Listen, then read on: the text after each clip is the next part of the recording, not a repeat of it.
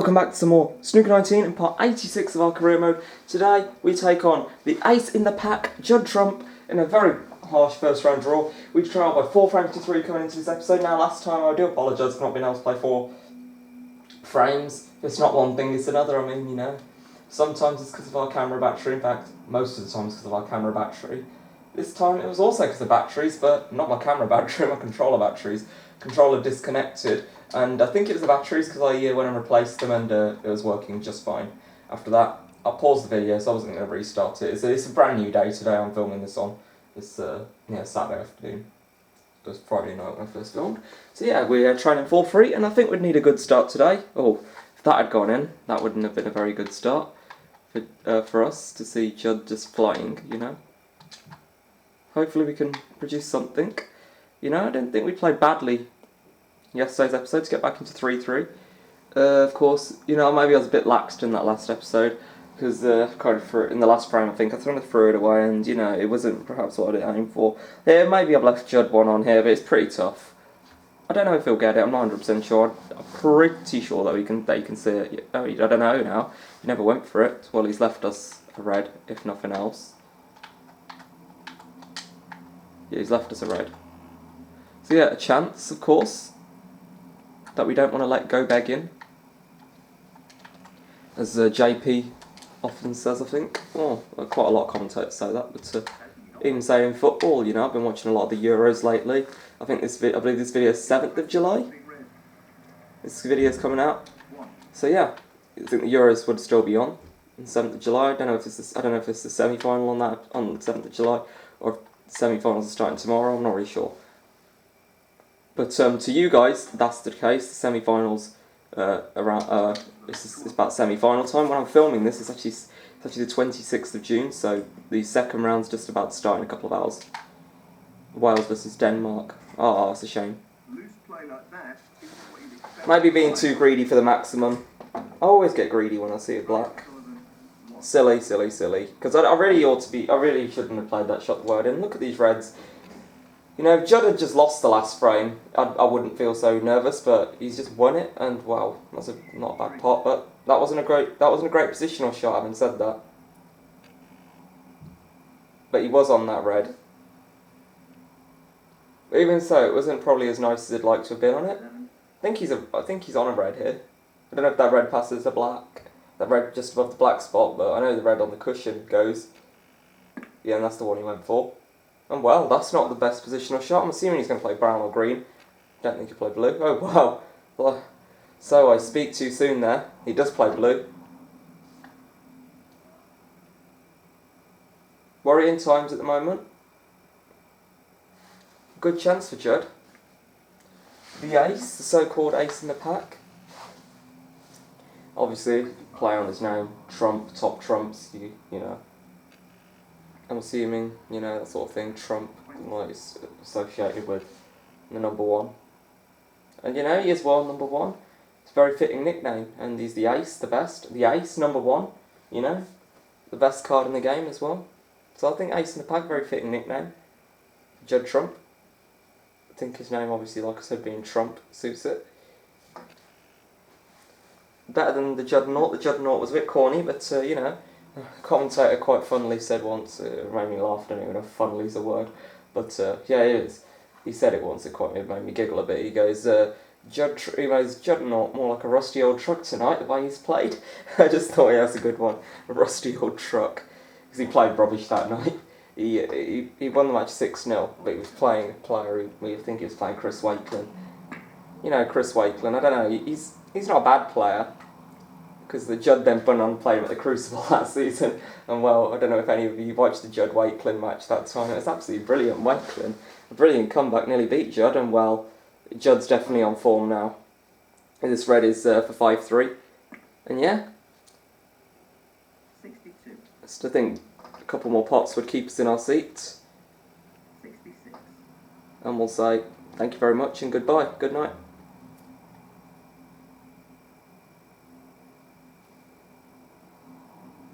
Well, currently we need 2 snookers, so yeah.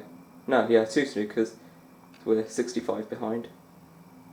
67. Well, I don't know if he could. Let's just see what he's going to do here. If he can make a ton, if he's gonna... Either way, this red does go. 73. Honestly, not too fussed to know he's going to make a ton. So yeah, that break of 73, or was it going to be 74? I don't know, but let's see. Let's just hope he does a stupid break off here like he did in frame 4. Let's just hope it's something silly. It wasn't. So yeah, we're now on the brink of defeat. We're now on the brink of defeat.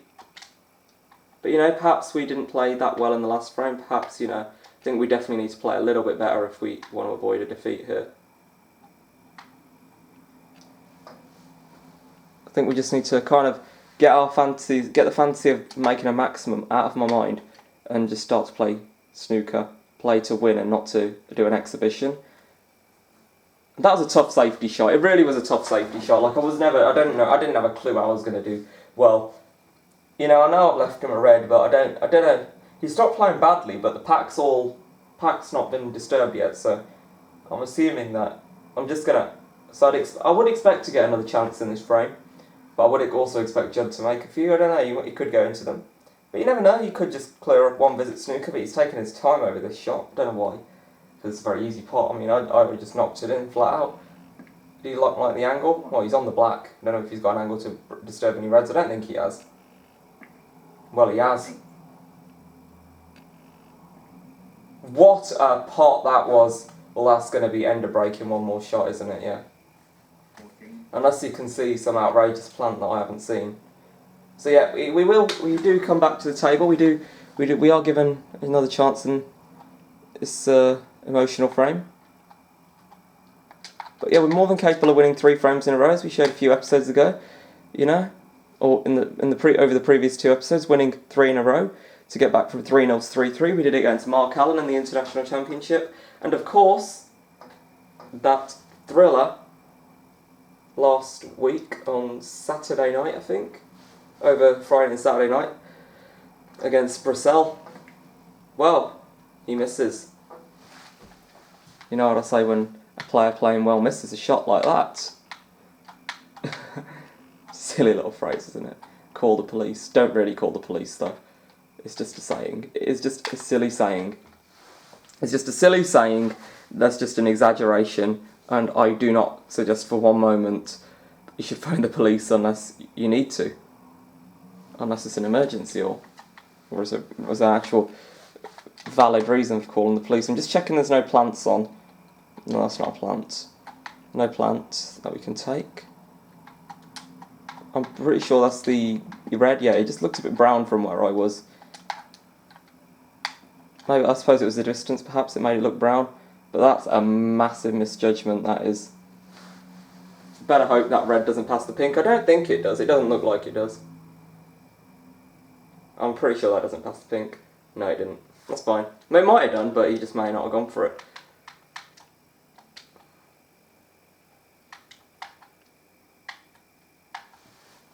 Just need to get the pace right.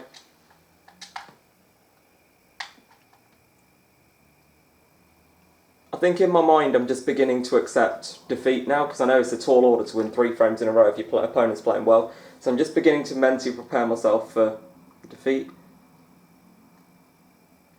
I think what makes it a bit easier to cope with is the fact that there's loads of good tournaments coming up. You know, I think that's why it wasn't so painful after the UK Championship defeat. I know I lost, but I could have sworn that red went. I really could have, but never mind. Not this red, but another red. Another red near the pocket. It really is tricky. It really is tricky according to Fownsy, Neil Fowns. That is an excellent pot. Brilliant. What a pot. That is beautiful. Beautiful. I'm on the pink as well, I think. I think I'm on the pink. And wow, what a rhyme. Oh, forget it. Don't even think about the black. I wasn't thinking about it because I could make a 147. I mean, there's not even put value in getting it back on his spot. It's pretty much tied up. I know I can't make a 147 in this frame, so that fantasy's out of my mind. So literally, as a fantasy, I ain't going to make one unless I'm playing really well, like century after century. Like I'm really in my stride. I should hardly attempt to make one when I'm 5-3 down in the first round of the Masters, a tournament that I care about greatly. Like a tournament that Ronnie O'Sullivan's won 7 times. This is a tricky one along the cushion.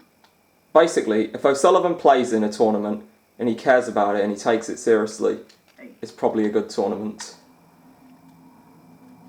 Like the Shanghai Masters, it's a good tournament. O'Sullivan, look, he's won it 3 years in a row, I think, 2017 to 2019. He didn't win it 2020 or 2021. Straight up, there's no Shanghai Masters in 2021. I don't know if there's there's no Shanghai Masters in 2020. I don't know if it's scheduled for 2021 though. Just need to check if this red goes. It does, that's fine. Well, no surprises You here. probably heard me say that a lot. It does, it's fine, yeah. Especially when I'm on the cusp of defeat. Get in. Great shot. Like it's just like me preparing for the frame. I think in these situations I try adventurous positional shots for no good reason.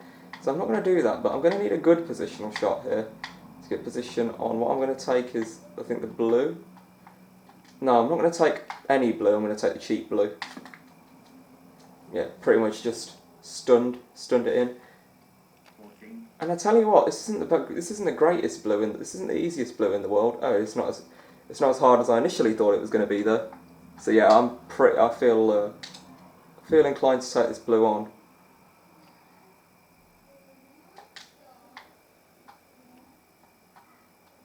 And screw back for a red.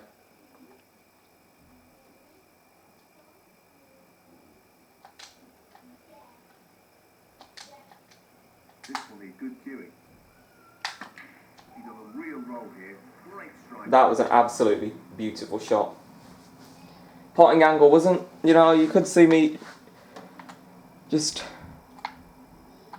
being a bit uncertain for a while, but I eventually went for it and I eventually got it in. And wow, what a chance this is now. A few open reds. I think it's kind of a bit of a cherry picking scenario. You pot a few, they open each other up, which is always a nice way to think. Now, it's only going to work for a while, then I'm going to have to think about a cannon. And it's not really the easiest cannon in the world because I'm going to have to do quite a few of them to eventually bring all the reds, because they're kind of a bit spread out but in clustered, if you know what I mean. There are loads of little clusters. I suppose the ones around the black aren't too bad, but because they are pretty open, but there's a lot in the way of getting to them. So yeah.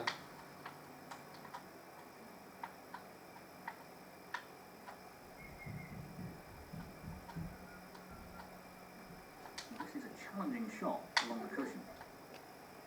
Oh, I can't believe. I'm not sure how he missed that. Dave's saying he's not sure how he missed that. Well, me, myself, I'm absolutely shocked that I missed that. 1. Just got distracted by something. No. Something that took me completely by surprise. But like I said, it's not the best table in the world. There are a few difficulties, but it's a cherry picking scenario, so I don't really know. It's pretty tough to kind of handle, so I don't really know. Oh, well, whoa, that's a mess up, isn't it? Or, no, I don't think it is. I think this red goes. Don't think you got one there. Judd Trump. Well, No, you didn't get one. But, I don't think he's left one either, so that's okay for Judd Trump. Good news for the Trump. The Trump.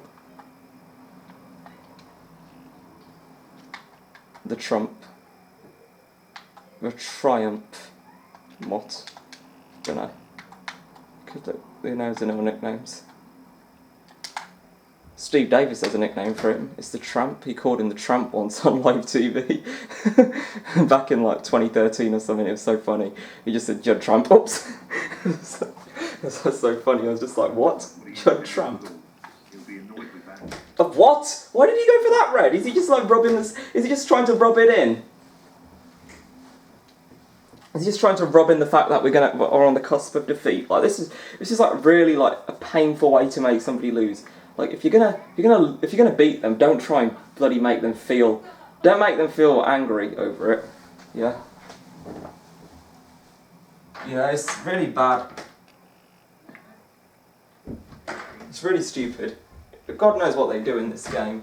God knows what the programmers were thinking. It's like, if winning and on the cusp of victory, bloody rub the salt in, rub it in like really hard, like so they get cheesed off, like just rub it in to the point where they're like ballistic.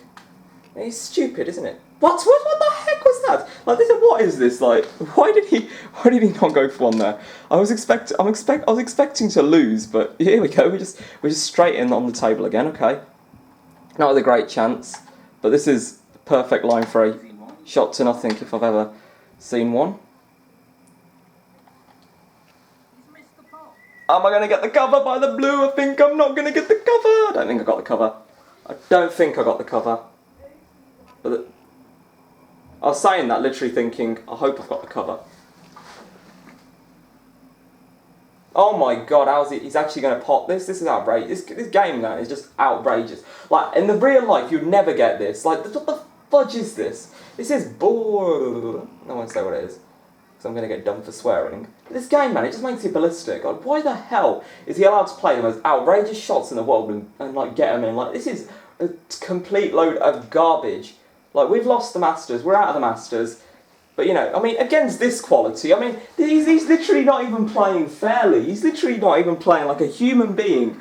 I mean, how am I supposed to win? This is just outrageous rubbish. Like, that's a shame. I really wanted to enjoy the Masters, but hey up. We lose to Judd Trump by a stupid scoreline of 6 frames to 3.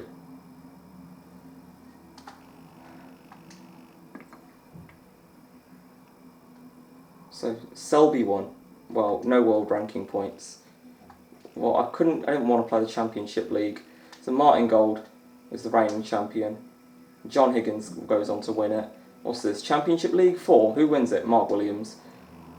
What's this tournament? German Masters. Well, I'll skip this. Kyron was the reigning champion. Bloody Williams wins. World Grand Prix. Oh, right, we're at the World Grand Prix. Well. Can't be bothered with the World Grand Prix, but I'm going to play it anyway. Because, you know, by the time we get past the boring best of sevens and the tournament gets exciting, then we'll lose. That's literally always what happens in these tournaments. Like, why the hell do we have to lose to Trump so easily? Why? You know, I'm going to set my aiming game back to pro. It's just, no, I didn't even lose because of pro plus. I'm not going to do that. That's like cheating, but it's just frustrating, man, you know. Well, anyway, I hope you enjoyed that, although you should really dislike because you want me to win. Anyway, thank you guys for watching. Have a great day. See you soon, and goodbye.